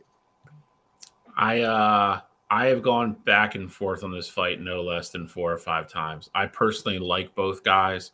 I know we've had many a convos between the 3 of us in the debate about what Gaethje is and what he's not. I've always liked Justin Gaethje a lot. I agree with Gene. I don't agree with Gene in the aspect that Poirier gets just in there and just swings wild and all that stuff. I don't agree with that. I mean, he's a pretty technical striker. I think you have to give him his credit and give him his due. Gaethje, I think, is the cleaner puncher of the 2. I will agree with that, and I agree with Gene. I think his corner has to constantly be in his ear and tell him exactly what Gene said. You can't stand there and try to get into a slugfest with him. Move around, pick your shots, get in and get out, throw in takedowns, switch it up. Just don't give Dustin Poirier a stationary target where he can just tee off and find his range and land his punches. Because if he does, you are going to see probably a similar fight that you saw the first time. Gaethje's tough enough that he's going to sit there and take the beating. I just don't think he's going to outpoint him that way. I think you get a couple takedowns in, score some points on the ground, steal a couple rounds that way. I agree with Gene. I think Gaethje wins 3-2 in another classic. I don't know if we get the third one right away. Gaethje probably gets his title shot after this, but I'm looking forward to it. I think it's going to be a great fight. Like I said, I like both fighters. I think they're both great fighters. The one thing Gene said for me is something that stuck out today, which finally swayed it over to Gaethje for me. I don't know if anybody prepares better than him. And I think Poirier hasn't changed that much of a fighter as a fighter since the first time they've met. I think Gaethje's gotten better. I think he's been more well-rounded. He's used more skills in his arsenal. I think he's going to follow the game plan. We've seen it in other fights where the guys his corner's like, just take 10% off your punches and land more punches and you'll win the fight. And he does that. So as long as he doesn't go out there with his knock Dustin's head into the first row mentality, I think he can get it done. I'm going with Gaethje in a decision. I will say this, though, in the defense of Dustin Poirier. I've never watched a fighter become better from 2016 to 2020 than Dustin Poirier. Dustin Poirier went from being a laughingstock that got absolutely dismantled by Conor McGregor the first time they fought to being a guy that got in there. And, the Eddie Alvarez fight was incredible. The no contest. The Anthony Pettis fight was great. The war with Gaethje, that he finally beat Alvarez when they fought the second time. The win over Holloway. His only 2 losses over the last 7 years have been to Nurmagomedov and Oliveira, and both by submission. So I don't want to take too much away from Dustin Poirier because his improvement in the fight game has been well noted and he's very well rounded. But I do think that he is going to try to, and Dustin will tell you this, right? Dustin said it to Chandler. He's like, he's not going to stand and fight with me and beat me for 5 rounds. And Chandler tried. Chandler did it for 3 rounds. The fight was incredible. But ultimately, if you're going to stand there in front of Dustin Poirier, he's got a meaner punch. And it's going to take its toll on you. Dustin Poirier's straight right is not to be played with. And that's the same punch that almost stopped Khabib Nurmagomedov. And the only time I've ever seen that man stunned was that straight right. You got to watch that straight right. It got to Chandler, it got to Gaethje, and it almost got to Khabib. It's the only time in Khabib's career that he was in trouble. So I want to give him his credit. I'm just going with Gaethje because I think he's a better preparer, and I think he's going to be a lot more technical this fight. If he goes in, if you watch this fight and these guys are swinging for Jesus in the first 2 rounds, I'm telling you right now, Dustin Poirier is going to win the fight, 3rd or 4th round stoppage. But if you watch this fight and Justin's kicking at the legs and he's going after single leg takedowns, Justin's going to win this fight. I think the one thing that people kind of forget about this fight that happened the first time is that was Justin Gaethje's 3rd fight in the UFC. He was very fresh, still wet behind the ears. And at that point, Dustin Poirier had been, for lack of better terms, a vet at that point. Now I get it, they were pretty close in the rankings at that time, but Dustin is a guy who was in that fight. He went out, he won the first round because they were guns blazing for those first few rounds.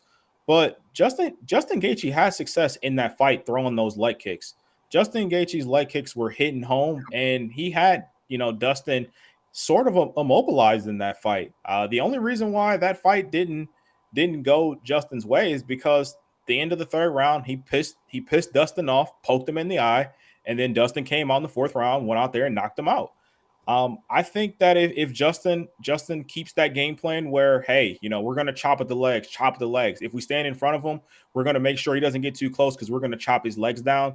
And then when we do get those heavy strikes, instead of just trying to throw a heavy overhand right back, we're going to try and get this fight to the ground. I think Justin can go in there with the right game plan and take care of business. I think Justin is the more well-rounded fighter in this bout. And, ultimately, I think he gets it done. I also agree. I do think it's going to be 3-2.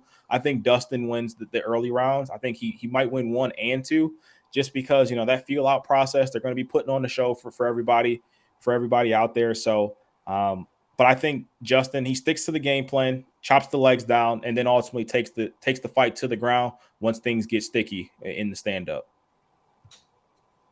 Interesting. Well, we got another fight to talk about. And guys, we don't talk about boxing much. But we got Spence versus Crawford. And I'd love to hear your opinions on Spence versus Crawford. Cottrell, you want to start this one off? Yeah, absolutely. So this is a fight that, it's really been years in the making. 100%. This is an interesting fight because in terms of boxing, you don't typically see anymore your top guys going up against each other, at the peaks of their career. And at this point for them, that's the case. You have Errol Spence, who is, a lot of people's mind, either number 1 or number 2 pound for pound, number 3 pound for pound, going up against Bud Crawford, who had issues before he switched. I forgot who his promotion team is now, but while he's with Top Ranked, he wasn't getting those big guys to sign and fight him. So this will be the biggest jump for for Bud Crawford as well. But I think ultimately I'm going to go with Bud in this one. I do think this is his toughest fight to date, but there's just something about Bud. I mean, I can't go against him. Even when things look bad for him, he finds a way to make it happen. I think Bud wins. I think it goes the distance, but I got Bud by decision. Chowie, what do you think? I'm going to go with Cottrell. I like Bud. I like his versatility. I like the fact that he's been the more active fighter over the last 4 years. I think he is, I think he's going to rise to the occasion. I think it's they were talking about it, how it's going to be the first time in boxing history, well, since we went into the 4-belt era, that, the 147 welterweight division is going to be unified. So, I mean, whoever wins this fight is the guy. Like Cottrell said, these guys are either 1-2, 1-2, or 3 on everybody's pound-for-pound list. I think Errol Spence is maybe slightly the better, if you want to say, athlete. I think he's more of a puncher, though. I think he likes to come forward. He likes to pressure guys. He's a little bit more of a straightforward guy. I think that plays into Bud. Bud can play. Bud can go, either standard or he can go orthodox, or he can go left hand first.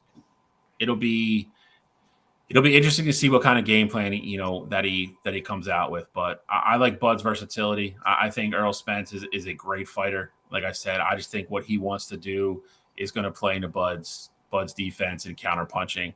I think Bud is the better boxer. I think he's the more polished boxer. 100%. I think over the 12 rounds that's going to play out. I like Bud in the decision. I think he's your unified, undisputed welterweight champion at the end of the night. So Crawford's got to stick and move. Bud's got to stick and move. He has to stick and move. The power difference is very evident, right? Errol Spence is the more powerful fighter. But if I've never seen a guy get knocked out and I see a guy that has great defense that's quicker, I'm going to pick that guy. He's going to win the rounds. Crawford's going to win the rounds, right? He's the faster fighter. It's going to stick and move. Errol Spence's method to victory is to hit Crawford and hit him hard. If it's minus 360 to go to decision, that to me tells me Terrence Crawford wins the fight. I'm going Crawford by decision. And it's not anything against either one of these guys. But if I feel like there's not going to be a knockout, they both have great chins. None of them have really ever been stunned, like ever been really in trouble. I got to go Crawford. Could Spence be the person that finally stuns Crawford? Yeah, he could. He's got the power to do it. He's the bigger fighter. Crawford's the quicker fighter. He's the better boxer. He's the counter puncher. He's the stick and move guy. And you know how they say puncher's chance. Now, Errol Spence has way more than a puncher's chance in this fight. He's a great boxer. But I will say this.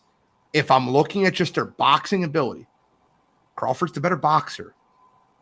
And I think that in turn will keep him upright to win a 7-5 decision. I think you'll see a lot of 115, 113s. I think the one thing that could be interesting about this fight is because they have that 0 next to their name, and you know how boxing gets with their scoring and things like that. The one thing I think you have to kind of look out for is if this fight goes down to a draw. I just think there's so much money involved. There's so many politics behind these boxers keeping their 0. Obviously these two are big names. If it is, that's the one thing that kind of scares me. If it is that close where it's 7-5 on somebody's scorecard and, somebody else has got it 7-5 the other way, I think we could be in for a draw in this fight and then ultimately see a second one where, it's going to sell even more money because you're trying to see who's the winner of it. So that's the one thing that I kind of just wanted to roll out there as well. Draw pays out at plus 1,600. So why not throw a couple dollars on it? I don't disagree with you, Cottrell. I think the other thing, though, that's cool with these guys is, I just mentioned their records. Again, in boxing, you don't have a lot of guys that just go out there and fight these kind of fights when they have that 0 on their record. So I want to give these guys a ton of credit in their ability to go out there and want to still fight, even though, they have that 0 behind their name. Don't disagree. Why not get paid? Why not get paid? This is the biggest payday both of them have. Like we said earlier, this was a couple years in the making. I'm glad this is still happening in the prime of both their careers, and it doesn't, didn't end up happening like Manny and Floyd did, where it was 3 or 4 years too late for both of them, if we're being honest. It's going to be fun. I mean, it's going to compete directly with the UFC. The pay-per-view is $90. I heard. I don't know if that's true, but for all the boxing diehards, it's probably going to get a decent amount of buys. It's going to be a lot of money for both of them. Well, wait, let's get into. You got to be kidding me. Before we do that, okay. Tom Verducci from SI is reporting that the Angels have officially taken Shohei off the trade block. They're going to keep him. They think they're going to make a run when they get Mikey and Rendon back. They're not going to trade him. So if that's true, if it's just playing posture to get better offers, I guess it'll remain to be seen. But as of right now, it looks like Shohei is not going anywhere. When's the trade deadline? Next Tuesday? Whatever the first is. It's August 1st. It's Tuesday. We'll see. I agree. I mean, again, it could be posturing, and if it is, it's the right move to make to get somebody to try to blow you away with a deal. But I think the Angels are the dumbest franchise in all of baseball if they don't trade Shohei Ohtani and don't cash in on what they have. Facts. He's not going back there next year. You're not winning the World Series this year. Why not recoup prospects for him? He's going to get one of the best hauls ever, and he's only a rental. That's insanity for me. I agree. I mean, I don't know how the Angels, if they get a deal that they can't pass up, I don't know how they would just say, nope, we're good. I don't know how that happens. Really interesting to me. But we'll find out. Gentlemen, I have 3 to 4. You got to be kidding me this week. So use the ones that you want to use, and that's no problem. I have one as a backup. We don't talk about this before show intentionally because we like to hear it live. Cottrell, start us off. This week for me, I feel like I've used this guy before, but I mean, just the silly things this man says, and that's Paul Pierce, former Boston Celtic. So I know where this is going. He was at it again, talking about his career compared to Dwayne Wade's career. And he went out there and he said, hey, give me Shaquille O'Neal, give me LeBron James, give me Chris Bosh, and I bet you I have more than one ring as well. Paul Pierce, stop running your mouth, buddy. Dwayne Wade had a better career than you did. It is what it is. You had Kevin Garnett. You had Ray Allen. I get it. They were a little bit older at the point that they got to Boston. But you guys went to the championship 2 years in a row. You won one, you lost one, and that was it.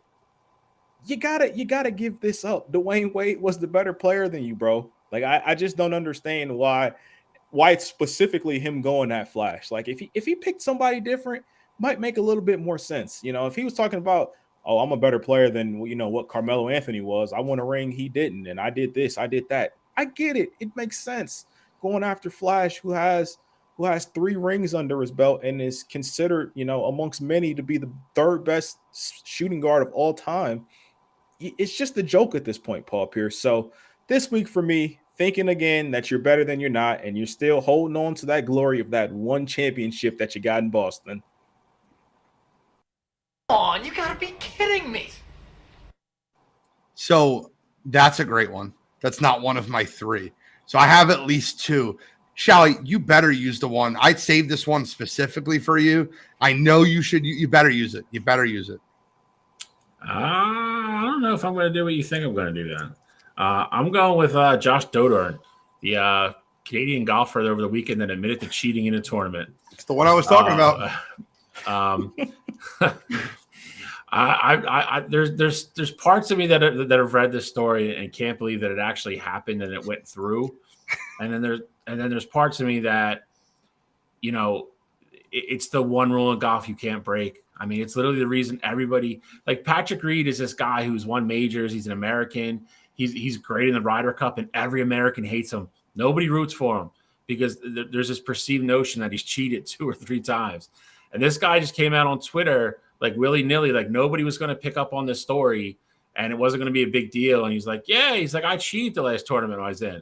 Like it was no big deal. And everybody's like, what the hell? And then they went back and watched, and lo and behold, he did. So on the 18th, he took a penalty stroke, and he needed the par to hold him to make the cut. And he's playing on the PGA Tour Canada, which is it's one of the the player improvement tours before you get to the big one. So every dollar you make and every cut you make matters. And when he was in the tent with his playing partner, now some people don't know that your playing partner actually keeps your score as well when they're playing with you. So the scorecards have to match at the end of the day. So he was in the tent and he kind of tricked his playing partner and said, "Hey, like, let me see the scorecard.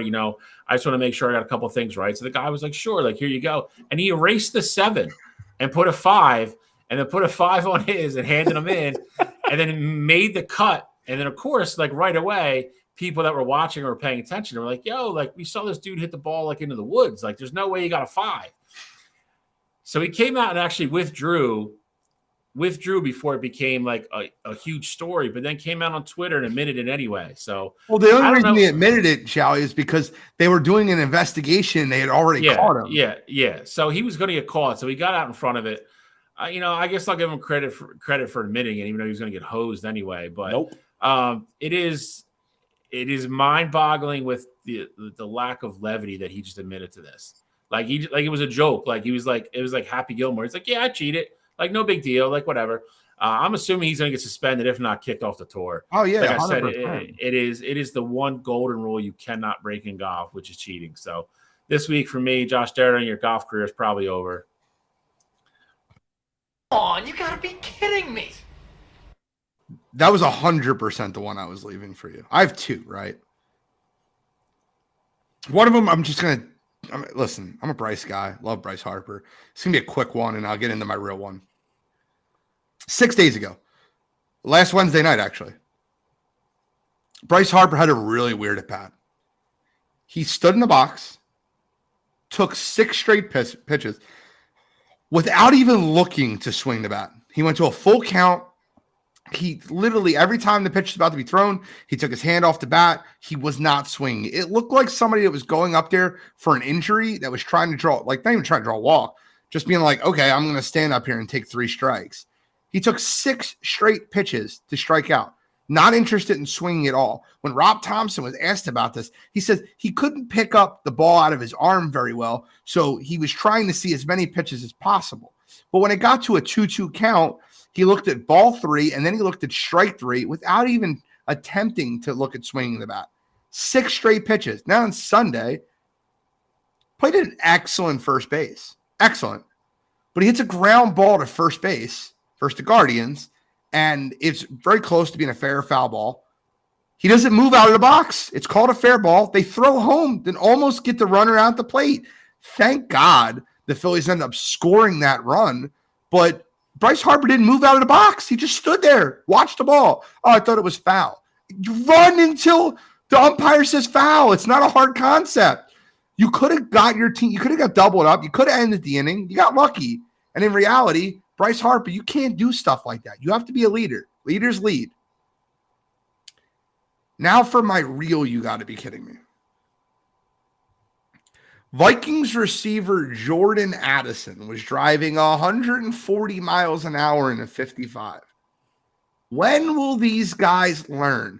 So he was driving 140 miles an hour at 3 a.m. in the morning, and his excuse was, oh, there was a dog emergency at my house. At 3 a.m., you had a dog emergency, Jordan? Look, I don't believe it. I don't believe anything he's saying. I don't believe that at all. You're not 140 miles an hour in a 55. You do not learn from what happened when Henry Ruggs. His career is over. Jordan Addison, you got to be smarter than this. You got to be better than this. And look, man, even if your dog was having an emergency, drive 85, right? Go 30 over the speed limit. 140 in a 55? Are you out of your freaking mind? You got to be kidding me this week. So this week, Jordan Addison, you're my real. Come on, you gotta be kidding me. Guys, do you believe the dog thing? No. Neither do I. No, I don't either, because I think he wanted sympathy from the people. Like, oh, like he's trying to save his dog. Like, I get it. Facts. But Gene hit on the important part. Obviously he wasn't drinking, but the end result is still the same. If you crash into somebody, I don't care dog or not, and you kill somebody else, there's no excuse for it. Like the end result and the principle of why it's wrong is still exactly the same. I get it, dude. Like, I have a dog that I love. Like, it's all relative. I get it. There's no excuse for driving 140 in a Lamborghini, 3:00 in the morning. I don't care what's wrong with your dog. And on top of that, who the hell puts their dog or like sick dog in a Lamborghini? Like take the SUV, bro. Don't take the Lamborghini. So let's take it even a little bit further, right? He was rushing home to his dog was sick at home. Dog wasn't in the Lamborghini. No, it's even worse, son. Second, if he really was having an emergency with the dog, and that's why he was driving 140 miles an hour, why not, when the police are behind you, you slowly drive to your house, let them follow you to the house, you let them know we're having an emergency, you can give me a ticket at my house, and let them see the sick dog. No, you pulled over on the side of the road, and you sat at a 30-minute traffic stop for going 140 miles an hour in a 55. So if it really was a dog emergency, why wouldn't you just, I'm having an emergency at home, follow me there, and then you can give me a ticket there, and then they can see that. It doesn't work that way, like that. But it wouldn't have played out that way at all. But I do hear your sentiment, and I think the other thing too, the video is kind of damning to me, because if you see it from the highway, it's like he saw he had an open straightaway, because he wasn't going 140 the whole time. It was like, I see I have this open straightaway. I got this Lamborghini. Let's see what this thing can do. Exactly. That's exactly what it seemed like. Didn't realize the cop was right there. He put it in gear. He, sped up, whatever, and then he slowed down right away. So I think it was just being young and dumb. And you're 100% right. This is that you got to be kidding me moment, because you got to learn from this. Jalen Carter was just dealing with it, where he had a teammate, go through that whole thing, and there was someone from the Georgia staff that died from it. Henry Ruggs clearly is dealing with it now. He just got, his whole situation still ongoing. So these kids definitely have to learn. Gene, you better go down and talk to your Georgia Bulldogs, dude. They got a driving recklessly problem down there. What do you mean Georgia Bulldogs? They just had another person that got caught. Did they really? It was a freshman. Yeah.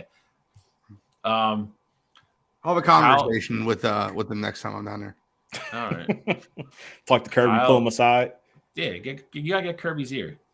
Kyle Edwards, you probably wish to get traded. I couldn't wait to get to this. They're gonna lose Ohtani. I'm telling you right now, I do not be shocked if Mike Trout gets traded over the winter, because that is going to have to be a complete rebuild. If they can find somebody, get a prospect or two, and take that entire contract back, they might trade Mike Trout. And then the second one, I'll let you finish on this. I just can't believe that you're going to make a statement that you're going to make me stand up for Aaron Rodgers, which is not easy to do. Aaron Rodgers and Paul Pierce are not in the same stratosphere as players. They're not. And this is for somebody who cannot stand Aaron Rodgers, but they are not in the same stratosphere as players and skill level and what they've accomplished. You go, they got one ring apiece, that's fine.